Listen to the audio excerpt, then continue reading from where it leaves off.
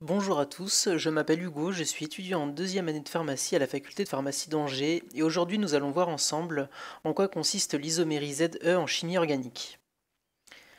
Définissons tout d'abord qu'est-ce que l'isomérie ZE.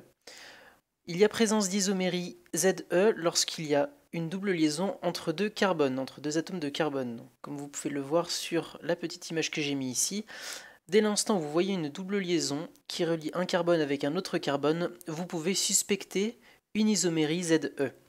Mais attention, il y a d'autres paramètres à remplir pour effectivement bien être en présence de cette isomérie-là. Les deux substituants reliés à un même carbone doivent être différents.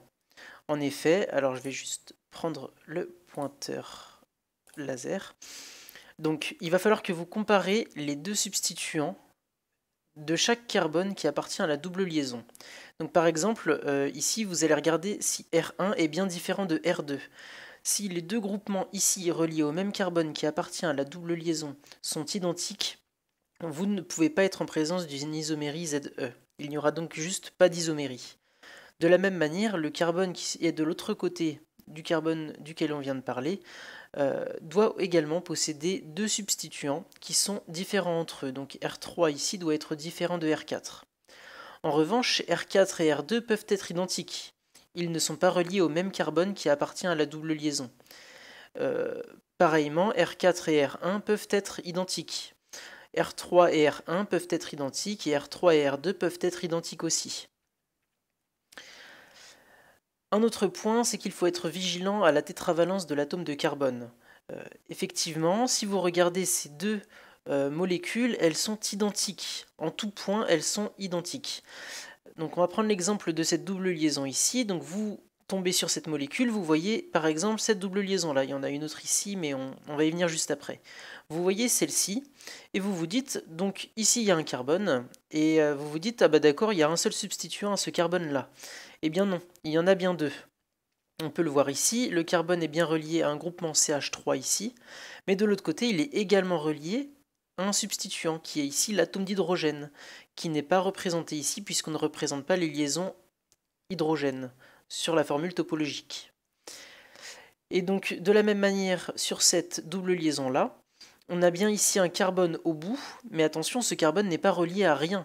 Il a également deux substituants, qui sont ici deux hydrogènes.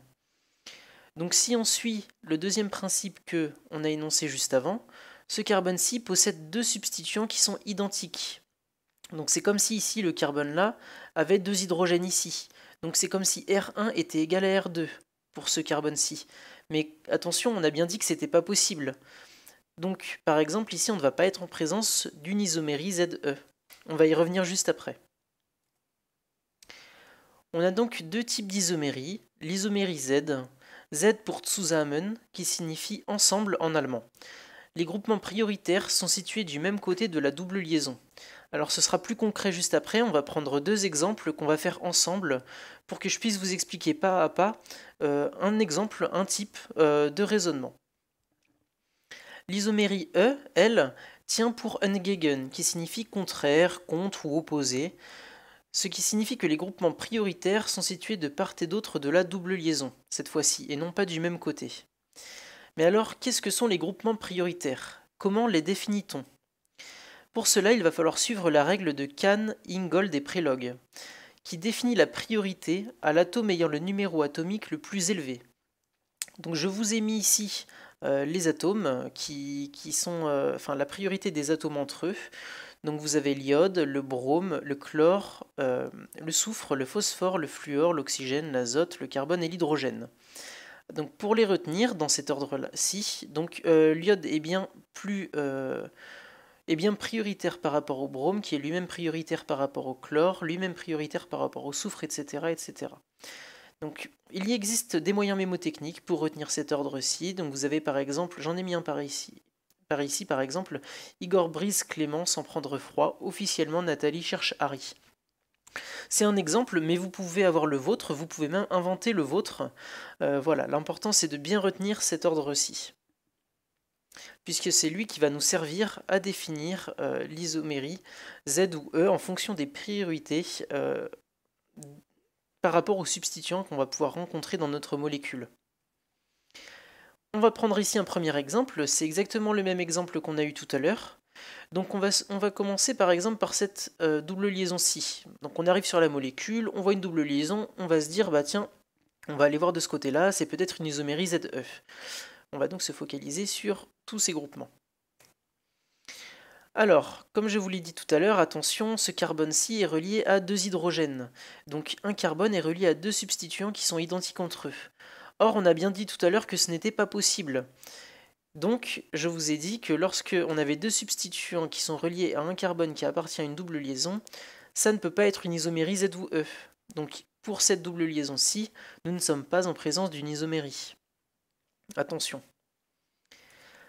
On a ici une deuxième double liaison qu'on va pouvoir étudier de la même manière.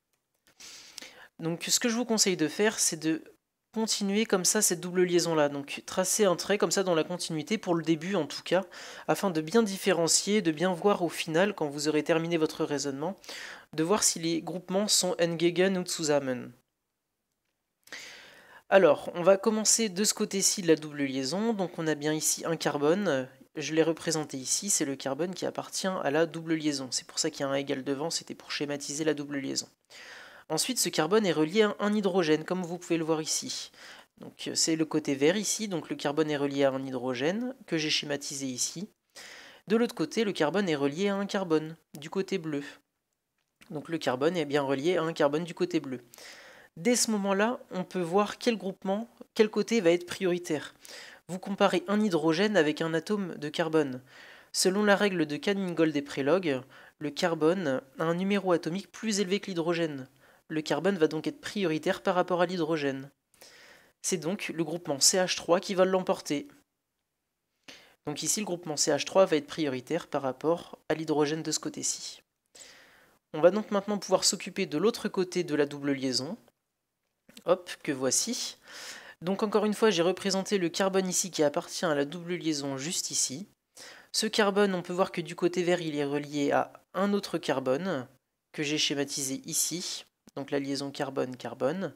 Ce carbone-ci, on peut voir qu'il est relié à 3 hydrogènes. Donc toujours du côté vert, on a représenté les 3 liaisons hydrogènes juste ici. Donc là c'est bon, on a écrit ce qu'on avait de ce côté-ci, du côté vert. On va donc décaler de l'autre côté, du côté bleu, pour comparer les groupements et savoir lequel est prioritaire par rapport à l'autre. De ce côté-ci, on a également une liaison carbone-carbone, que j'ai représentée ici du côté bleu. Et ce carbone-ci est relié d'un côté à un oxygène et de l'autre à un atome de carbone. Attention, ici on a une double liaison. Quand on a une double liaison, ici ça correspond à 2 liaisons simples. Donc j'ai bien mon atome de carbone ici qui représente cet atome de carbone qui est là. Il est relié, comme je le disais, à un oxygène. La liaison avec l'oxygène est juste ici. Et ici c'est la double liaison avec le carbone. On a représenté ici 2 liaisons simples, schématiquement, bien sûr. Donc en fait, on est allé plus loin ici parce qu'on avait 2 atomes de carbone au départ. Donc cet atome de carbone-là est équivalent à cet atome de carbone-là. Les deux sont des atomes de carbone, donc on ne peut pas faire de différence. On ne va pas avoir de différence avec le numéro atomique. Il va donc falloir aller plus loin. Si on va plus loin, on voit qu'ici, des 3, c'est l'atome d'oxygène qui a le numéro atomique le plus élevé, qui va donc être le prioritaire. On va donc comparer l'atome d'oxygène avec ici forcément un atome d'hydrogène, puisqu'on a 3 atomes d'hydrogène, pour le côté vert ici. Donc l'oxygène est prioritaire par rapport à l'hydrogène, c'est donc tout ce groupement-ci qui va l'emporter. Et donc, si on fait un résumé de cette isomérie, nous avons une isomérie E, puisque les groupements prioritaires se situent de part et d'autre de l'axe de la double liaison. Nos groupements sont bien contre, sont bien opposés, ou sont bien d'un côté différent, donc Entgegen pour l'isomérie E. Je vais pouvoir vous proposer un deuxième exemple juste ici. Je vous laisse mettre pause si vous voulez essayer de le faire tout seul. Et je vous laisse vous adapter à cette molécule. Donc vous voyez qu'on a également 2 liaisons doubles qu'on va pouvoir étudier. On va commencer par celle-ci. Celle-ci n'est pas une isomérie. En effet, on a 2 groupements ici qui sont identiques et qui sont reliés à un carbone qui appartient à la double liaison ici. on a deux groupements CH3, donc deux groupements identiques, donc de la même manière que tout à l'heure avec nos deux groupements hydrogène, ce sont les mêmes composants, donc on ne peut pas avoir d'isomérie ici. On va donc regarder sur l'autre liaison double pour voir ici si on a une isomérie. Les groupements sont bien tous différents, et même si des groupements étaient identiques mais situés sur le carbone, pas sur le même carbone de la double liaison, ça pourrait quand même marcher. Donc on a ici le carbone de ce côté-ci qui appartient à la double liaison, juste ici. Ce carbone est relié à un carbone, deux hydrogènes et un fluor ici. Donc on a notre carbone qui est relié à un carbone, lui-même relié à deux hydrogènes et un fluor ici. Donc les deux hydrogènes sont bien un ici et un là, mais on ne représente pas les liaisons hydrogènes. Mais je vous rappelle que le carbone est tétravalent. On a bien ici une liaison là, il reste donc deux liaisons à faire. Les deux liaisons seront avec les hydrogènes ici. Donc ici, l'atome de fluor va être le plus fort, entre guillemets, de ce côté-ci. De l'autre côté, on a une liaison avec un carbone, que j'ai représenté ici. Donc on a encore une fois une égalité, donc il faut aller chercher plus loin pour essayer de trouver une différence. Ce carbone-ci est relié à quoi? À deux hydrogènes, de la même manière que de ce côté-ci, et à un autre carbone, juste ici. Donc on a bien notre carbone qui est relié à deux hydrogènes et un carbone. On va donc comparer ici, on a bien des atomes qui sont différents, le carbone ici, le fluor ici, et on a deux hydrogènes qui sont identiques. On va donc comparer le carbone avec le fluor. On regarde selon la règle de Cahn-Ingold et Prelog. Le fluor est plus puissant entre guillemets que le carbone. Le fluor possède un numéro atomique plus élevé, il est donc prioritaire par rapport au carbone. De ce côté-ci, c'est donc le fluor qui va l'emporter. On va maintenant passer à l'autre côté de notre molécule, ou plutôt de notre double liaison. Donc on a ici le carbone qui appartient à la double liaison de ce côté-ci. Le carbone est relié de ce côté à l'atome d'azote. C'est la liaison que j'ai représentée juste ici.